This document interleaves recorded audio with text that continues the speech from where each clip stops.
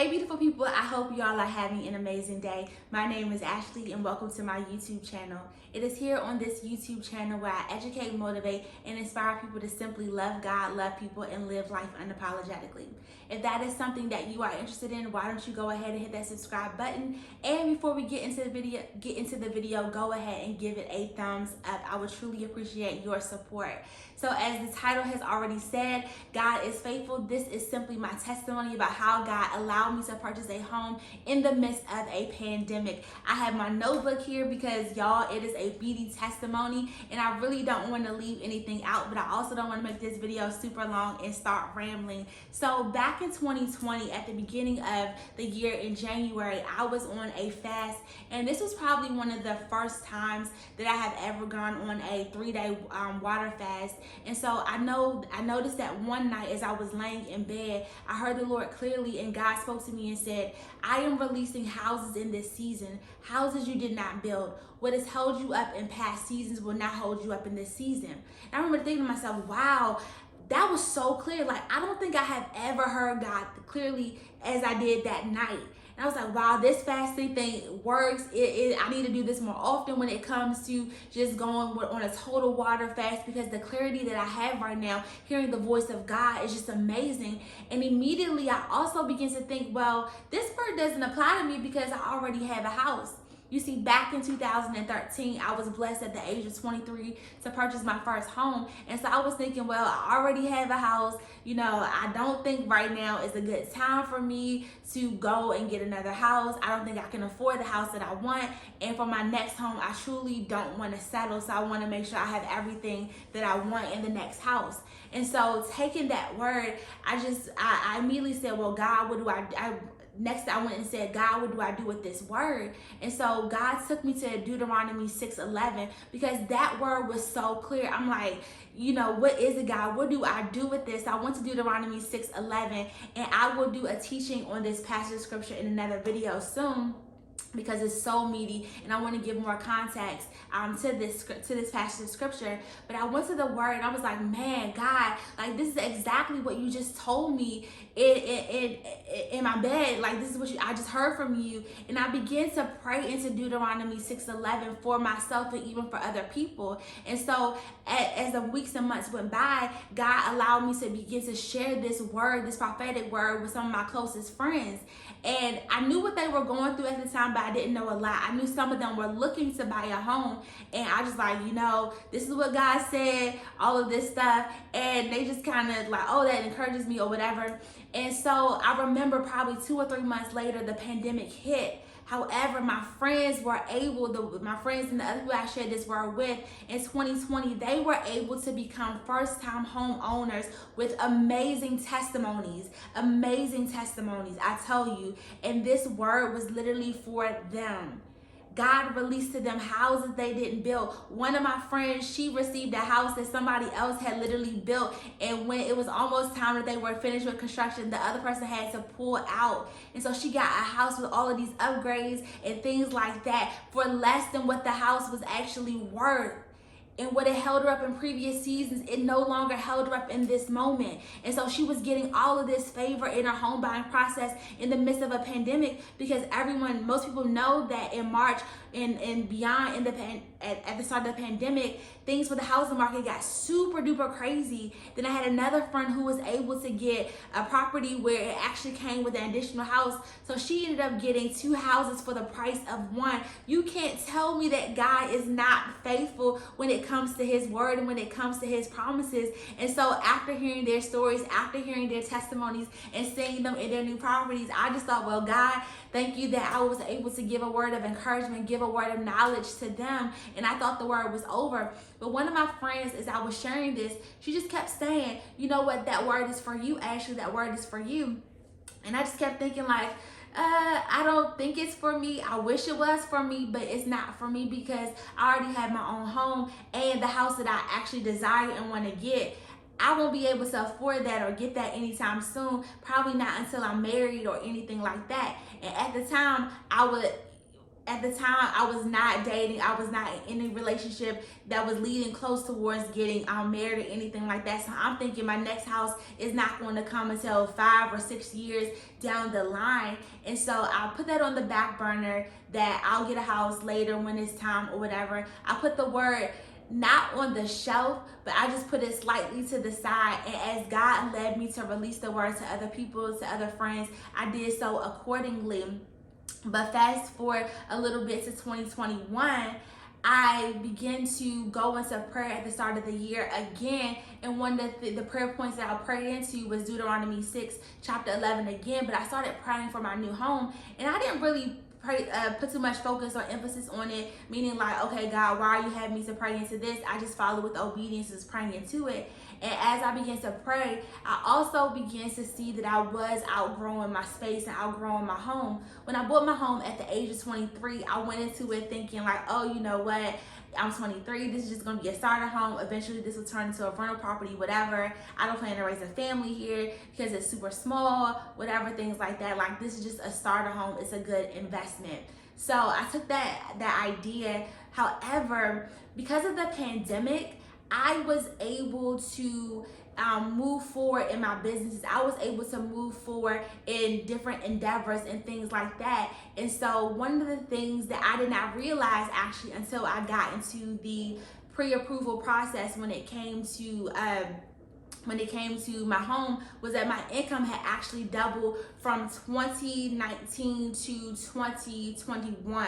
Somehow, I know I filed my taxes and everything like that. Somehow, I did not realize that my income had doubled. So here I am, literally holding myself back, holding myself up, being the hindrance, because I'm thinking that I don't have the money, I don't have the income for the home that I'm really desiring. And so in 2021, I started again praying into my new home, or praying for my new home and things like that.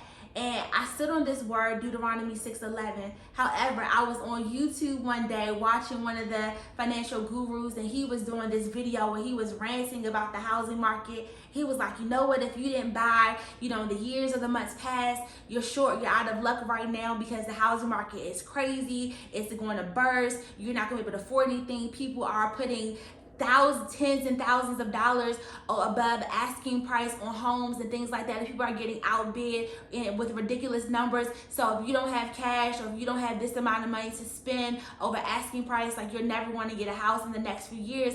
And I remember sitting on my living room couch after watching that video, overcome with the spirit of fear.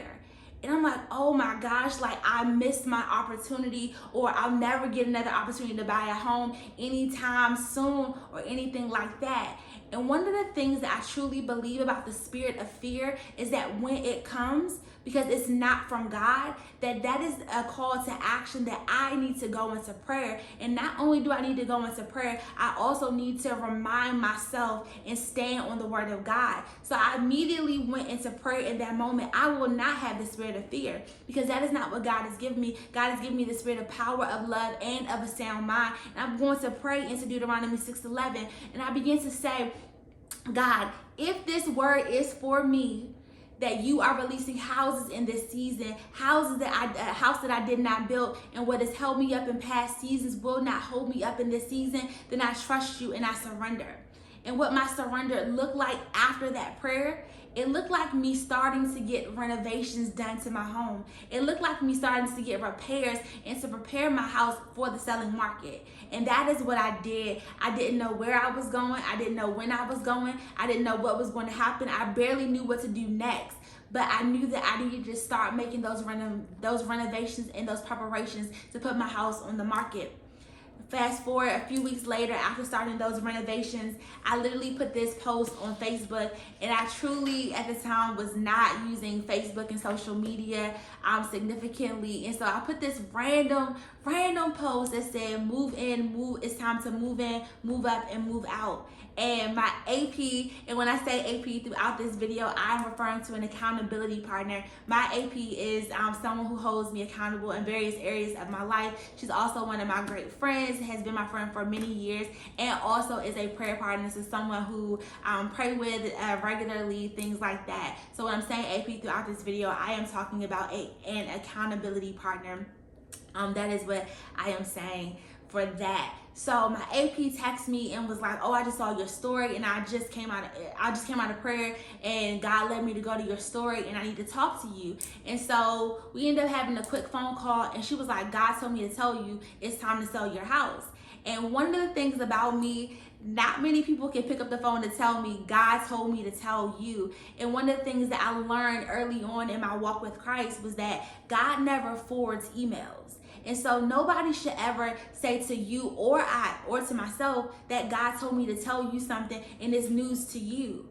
Whatever someone is saying to you and they're saying, God told me to tell you, or it's prophetic, or it's some kind of word of knowledge or word of encouragement, it should always come to confirm what God has already said to you at some previous point of time. And so what my AP said to me in that moment, it was something that God had already been dealing with me about. It was something that God had already told me, but I still believed, but I had gotten stuck. I didn't know what direction to take next. My AP is also an amazing real estate agent. So when she had said, God told me to tell you to sell your house, I knew that she wasn't calling with any vain or ulterior motives like, oh, let me get another client or things like that. I knew that wasn't the case, but I also knew that she was going to be the one to sell my house, and she was going to be the one to help me purchase my home, because I have other friends who are real estate agents and things like that I could have chose, but I was like, no, it's very important that I had the right person with me, walking me through this process, the right person handling these transactions with me or on my behalf for all of that kind of stuff like that. So she was definitely the one that I went to be my real estate agent, and I'm glad that I made that choice also. So I thought, okay, God, I trust you. I'm surrendering to you. I'm going to lean not to my own understanding, and it's all going to be good. So I remember putting my house on the market, and I thought my house was going to sell like that. Back then, I was living in an area where, and it's still in high demand now, but I was living in an area where houses were not staying on the market more than 7 days. And I was like, okay, my house is in a great market, it's going to sell really fast. That was not the case. My house literally sat for almost a month without getting any offers. And I remember there were times where my faith was like, Lord, I don't know what's going on. I'm standing on your word. I'm believing, but nobody's checking for my house. Nobody's putting an offer on. I don't know what's wrong. And I just was like, okay, what do I do next? And then I was also starting to look at other properties, and I realized in the county that I was living in, the kind of house that I wanted, I would never be able to get, because it was just, the prices were way too high. And so I began to pray about it. Okay, God, give me direction on where you want me to move next. And so I began to pray about it.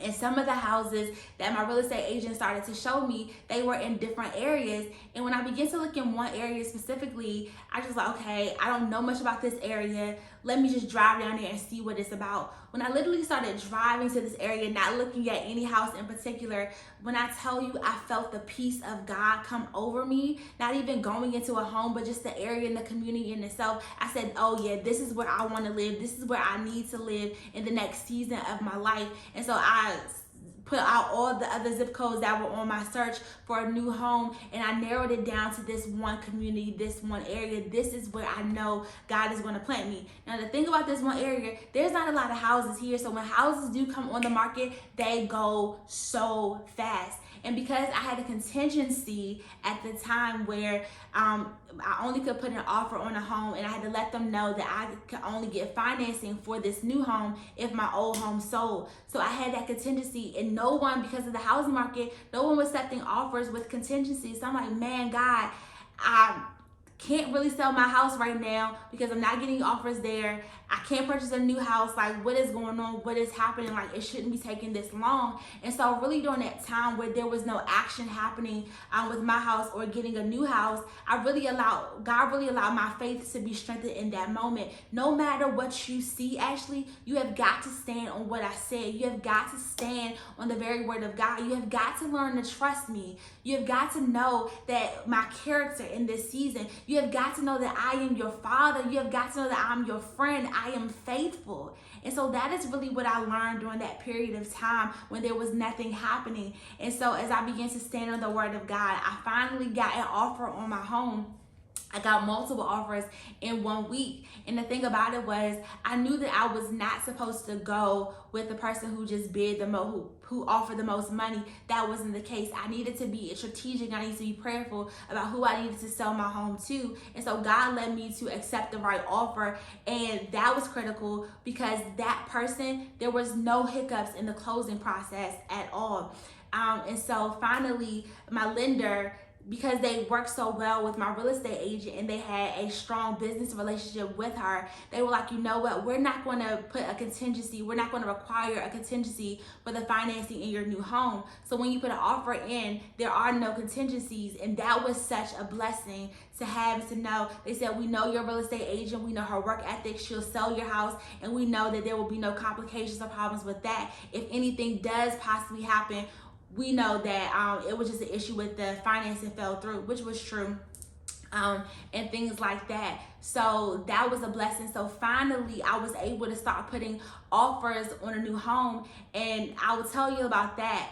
I was so excited, but as I started looking for homes and was like finally making progress and things like that, every home that I went to go look for and that I fell in love with after visiting and I wanted to put an offer on, days later, or at least the night later, or the night after, whatever like that, there were already offers accepted. And I'm just like, man, God, everything that I want, people are taking it up left and right. Like, what do I do? Like, I'm getting ready to sell my house. You know, do I end up moving with family? Do I end up living with friends? Now, do I go get an apartment? I don't want to be homeless. Like, God, I'm trusting you, but Lord, it's getting a little shaky again. And so the crazy thing is, I was getting ready to settle in this process. So I was like, okay, God, I know you're calling me out of this county to this other place, but nothing is happening. And so there were two houses that kept coming up in my feed. One in the place that I wanted to move to, and one in the place in the county that I was already living in. And the house that was in the county that I want to move to, it was a beautiful house on the outside. The picture was amazing, but the pictures of the interior of the home were horrible. And I said, there's no way that that house is worth that price with those pictures looking like that. And I was like, I don't want to live there. Like, I didn't even give that house a second thought. And so the house that was available in the county that I was living in, I was like, I'll go look at this. I don't want to stay here. I really don't like that neighborhood, but this is a good price. It's decent. It'll do. It's not everything that I want, but at this point, I need something. So I went and drove by the house that I was going to settle for, and immediately in my spirit, it was, no, this is not for you. Go back home and look at the house again in the other county. And so I went back home and I just kept looking at the pictures and was like, God, I don't get it. Like, these pictures are horrible. You know, what is going on? And so I reached out to my real estate agent, sent her the house and said, what do you think about this house? Can I go look at it sometime this weekend?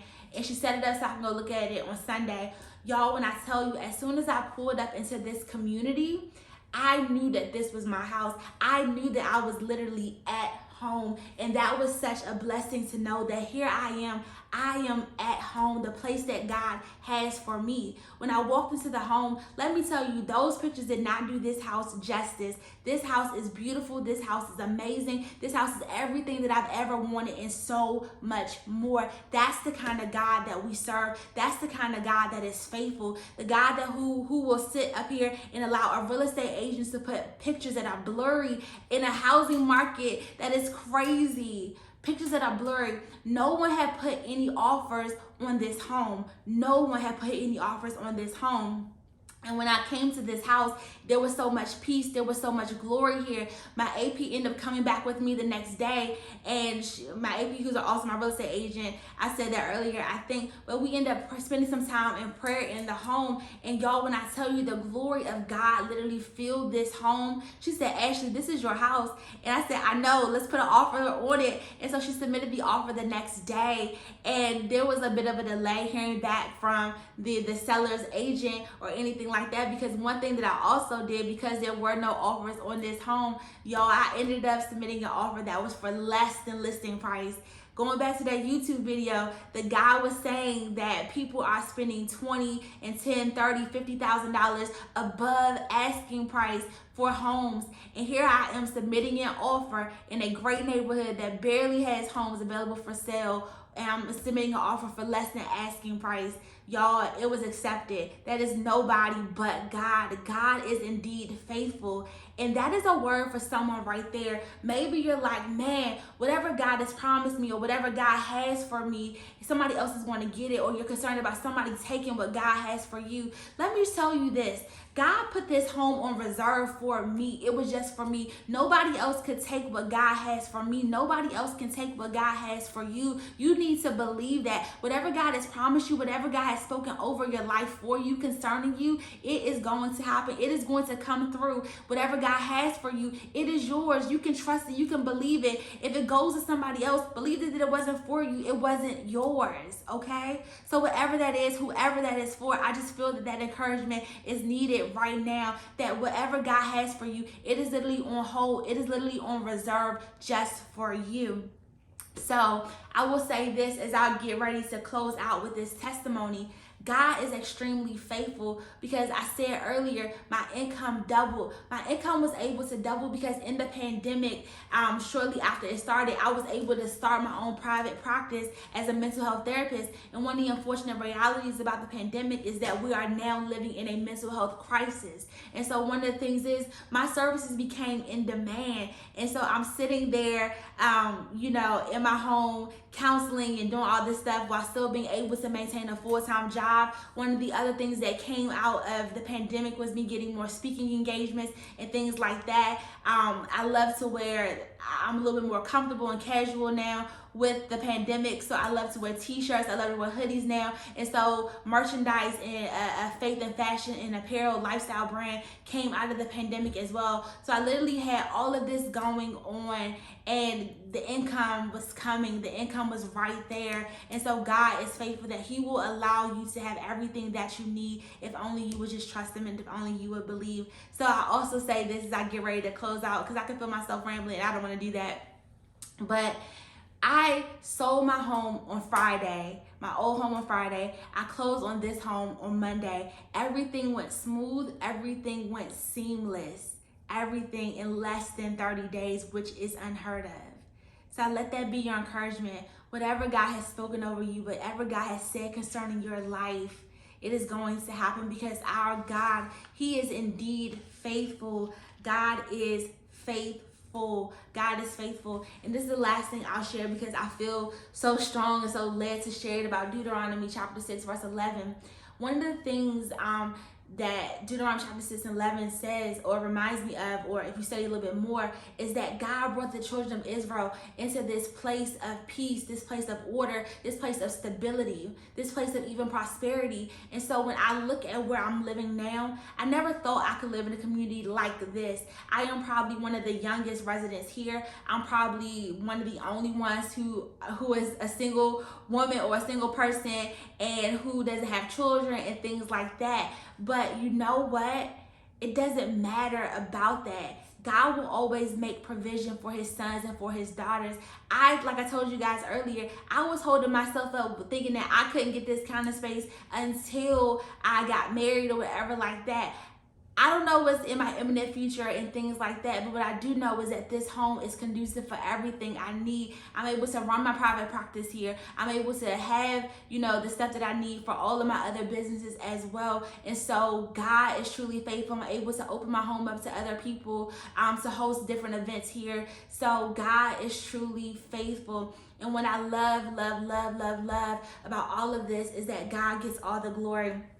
Even from the word of my testimony, I've been sharing with different people, because people didn't know that I moved. They're like, Ashley, you moved, like you didn't even tell us, like what happened? And when I share my testimony with them, people are so encouraged by it. People are even challenged to start praying the word of God over their lives and in their lives for themselves. And so that's one of the beautiful things, is that God is getting the glory out of every step of this process. So I hope my testimony sharing was helpful to you, and all of that stuff. So peace and blessings. I hope to see you soon. Stay well, be safe. Bye. So hey y'all, I just noticed that I had left out one of the most important parts out of the entire story. So at the end of everything that happened, everything with my home buying and home selling process, my real estate agent, who is also my AP, and this is why you guys need to make sure that you have the right people in your life, in the right position, in the right placement. My AP, she noticed one thing: I never had a mortgage. So all of those 8 years that I was spending and paying a mortgage in my old home, because of the profits that I received from the sale of my house, I literally never had a mortgage. I never paid a mortgage before. It was crazy to come to that revelation. And what God allowed me to get even more from those proceeds, it literally set me up into a beautiful, beautiful, beautiful position financially. So I needed to say that as well. And I think the testimony for that right there is you have got to make sure you have the right people in your life. The right people have access to you. The right people can speak into your life. That the right people can pray into your life. So check your relationships. All right, y'all. Bye.